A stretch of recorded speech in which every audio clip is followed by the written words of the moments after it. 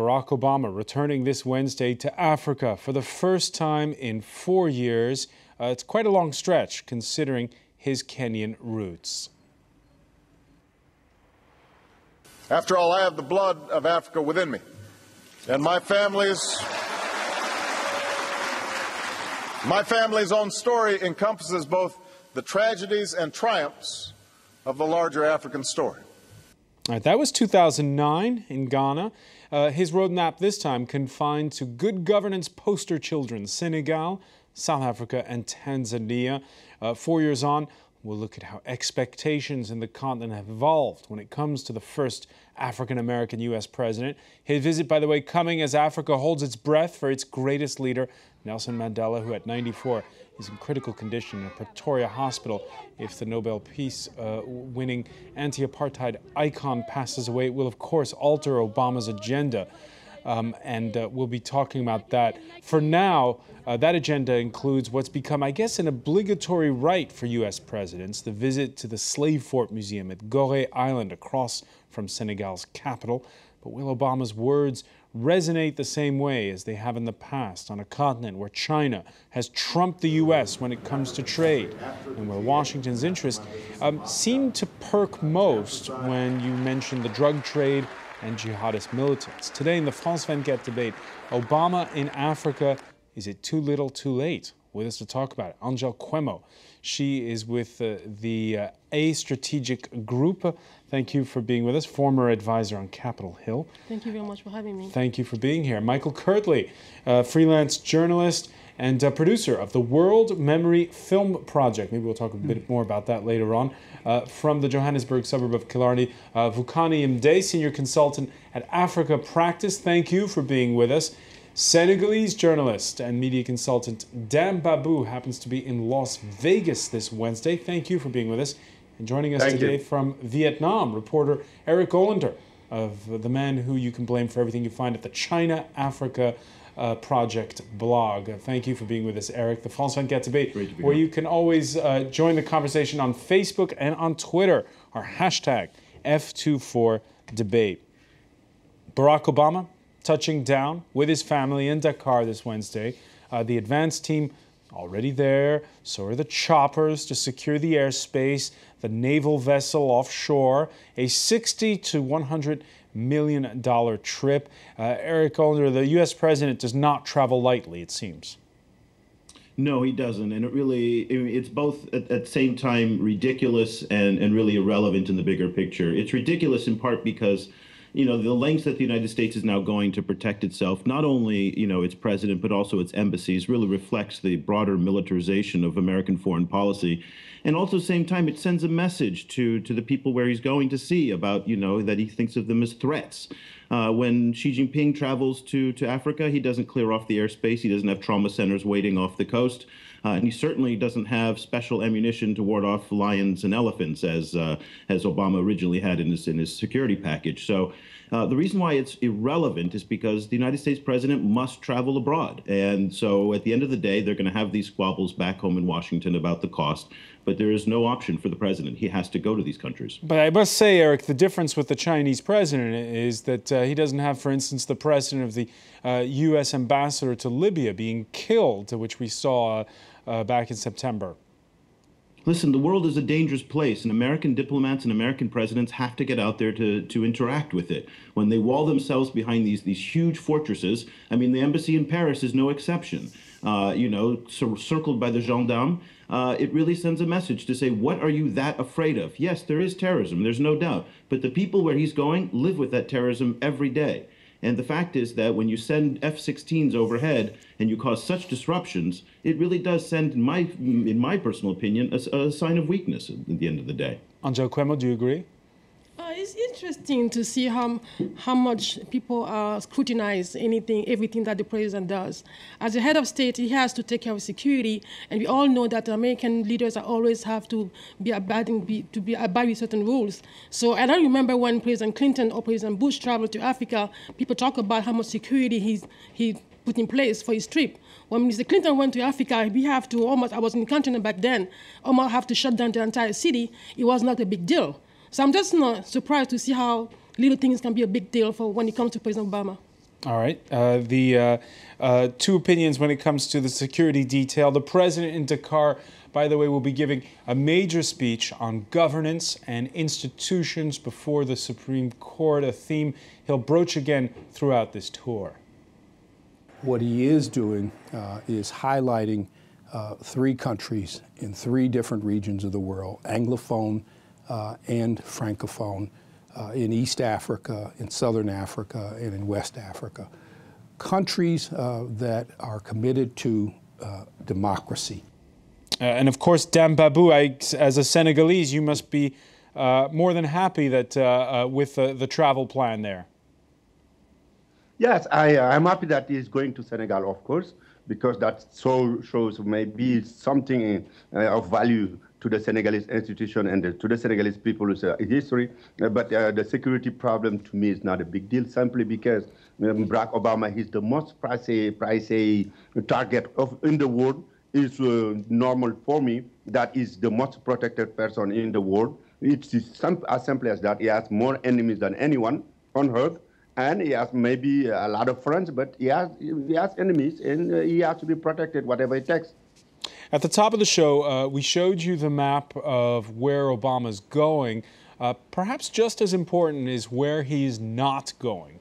Those destinations include Kenya, Nigeria, the Great Lakes, allies such as Rwanda and Uganda. Michael KIRTLEY, what do you think of this travel agenda, the idea? And we heard the former U.S. Undersecretary there saying, you know, he wants to send the message of where he's going, but it's all about good governance. Was this the right travel plan? I think that when you're the American president, you have to decide what's important to American interests. And what seems to be important to Obama at this particular point is sending the message, as he did in 2009 in Ghana, about the future of Africa being determined by how well places are governed. However, you have to also look at the fact that in terms of security interests, the United States works very heavily with Uganda and Rwanda and Ethiopia and other countries in the area in the fight against jihadism in Somalia. And so you have to there could be seen inside Africa a sort of a double standard as to the countries that the United States relies the most on, except for South Africa, of course, which is, in the eyes of many Americans, it is Africa, South Africa. But other than South Africa, people probably haven't heard that much about Senegal and Tanzania compared to what they've heard about from the problematic areas of Africa. So I think that, is it the right choice? Of course, it's a good choice. However, it overlooks some very important allies, such as Nigeria and, of course, Kenya. Vukani MDE, Nigerians, a lot of them quite miffed that Barack Obama is not visiting there. Your thoughts on that? Well, from what is emerging out of the Obama administration themselves, it would appear that the president, the U.S. president, is concerned with the current security situation in Nigeria. Particularly the recent activities of Boko Haram in the northern parts of the country, which is an interesting observation, of course, given the way we started this program and the observations on the almost over the top level of security that goes with a U.S. presidential visit. Nigeria was deemed by the White House not to be sufficiently secure enough, or not sufficiently making enough strides towards security and stability to be graced with the U.S. president's presence. The issue of where you go, where you don't go to show that it's the right place or not, there was a lot of criticism, Eric OLANDER, leveled at the French president when back in February there was the summit of Francophone nations, and at that point François Hollande was asked, why are you going to Kinshasa when there's all these issues with when it comes to the way that the country is being run by President Kabila? And François Hollande said, I'm going to the Francophone Nations Summit to speak the truth to Kabila. And he went, and they had a sit down, and he met with the opposition. Should Barack Obama be visiting some of these countries that have strong men? Yes, I mean, I think he should be visiting, you know, much more of the continent than he's visiting. I think there's a big problem with the messaging out of this trip. On the one hand, he's going to promote democracy in these countries, as you've talked about, but yet he's also talking about that he's bringing a plane load of American businessmen, and he's talking about trade, not aid. In fact, the main story on the France 24 website was all about this was a trade mission. Well, if it's a trade mission, why isn't he going to the economic centers of Africa? So again, this is one of the real dilemmas for the Americans and even the French, whereas they have these kind of jumbled ideas in their head about what their role in Africa is. The Chinese don't have that confusion. The Chinese zero in very, very quickly on where their economic interests are, and there's a consistency in their policy as a result of that. You open up these problems. We talked about Burkina Faso and Uganda being allies. I mean, these are countries that haven't had a leadership change in 25 years. So there's a little bit of hypocrisy when on the one hand they talk about good governance and on the other hand they support a government in Uganda. Angelle, KWEMO?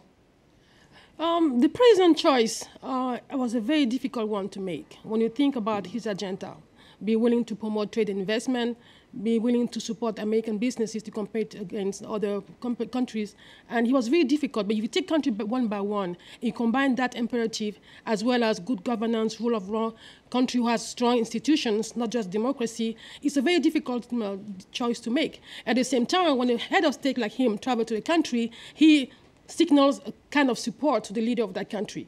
So I believe that's one of the other reasons or the element that he has to consider when he decides where to go. So on that end, I will agree with Eric when he says it's really, and it's a little bit fluke, as you said in French, how they choose. Fuzzy. When you talk about promoting trade and investment, at the same time picking countries who don't have a large market. Senegal has a very small market. Tanzania is maybe a strategic partner, but he has a very small market. South Africa, I would say yes, but Nigeria is the largest democracy, and they're probably going to overcome South Africa's economy in the next 5 years. So that's why I'm really, I agree with Eric, and I think there's a mixed signal on that. I think you always have to remember that Africa in general is very pragmatic in its approach to the world. If people are coming to make trade, they're willing to listen and they will do it. And if people are willing to do it overlooking certain other things, they'll be happy to do that. They'll be happy to accept. I think that President Obama, on the other hand, because of who he is always seen as a role model by many people in Africa. Whether or not they like his policies, he has to be considered as a person of distinction, the first person of African descent to rise to the head of the greatest nation on earth in terms of power. So what is the message that President Obama would send if he went to dictatorships and if he went to, and if he went to corrupt areas of Africa? I think that there has to be that kind of thinking in the way he thinks about where he goes. And so choosing the countries that he went to, it seems to me, sends two messages. The message that he is at last interested in the continent, and secondly, that he's interested in a way that he wants other people to look at him. All right, can you talk trade? Can you, at the same time as you talk good governance? In the Los Angeles Times, the challenge was put forth perhaps in a little bit of a different light. U.S. policies are widely viewed these days as focusing on security and counterterrorism at the expense of trade and aid. An emphasis on democracy and trade on this week's tour is meant to counteract criticism that Obama is more interested in drones than development. Well, that's the question, by the way, we put to you on the France 24 Debate Facebook page and on Twitter. We can show you some of the answers to how do you show that you're more interested in development than drones? By lying, answered one person. A bit facetious there. David says, with money. He has to play catch up with China. Don't give aid, give money to companies to develop infrastructure. Dame BABOU, your thoughts?